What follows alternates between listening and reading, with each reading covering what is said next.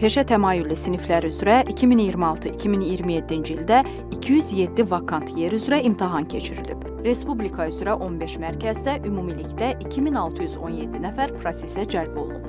Bu vakansiyaların 56-sı qrup rəhbəri vəzifəsi, 151-i isə ixtisas müəllimi vəzifəsi üzrədir. İmtahandan ən yüksək bala toplayan 3 namizəd müsahibə mərhələsinə cəlb olunacaq ki, müsahibə mərhələsi zamanı biz namizədlərin nəzəri biliklərindən əlavə kompetensiyalarını qiymətləndirərək vəzifəyə ən uyğun namizədi müəyyənləşdirəcəyik və müsahibə mərhələsindən uğurla keçən vəzifəyə ən uyğun namizəd isə əmək fəaliyyətinə cəlb olunacaq ki, bu zaman həmin seçilən namizədlərin metodik və peşəkar bacarıqlarının artırılması məqsədi ilə eyni qaydada onları biz təlimlərə cəlb eləyəcəyik.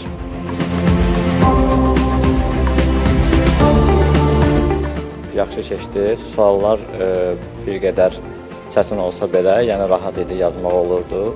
İKT kompüter operatoru üzrə imtahan vermişdim. Balım 55 bal oldu. İmtahanı İKT Helpdesk sahəsi üzrə verdim. İmtahanın çox da çətin olmadığını düşünürəm. 56 bal topladım. Dərzi ixtisası üzrə imtahan vermişdim.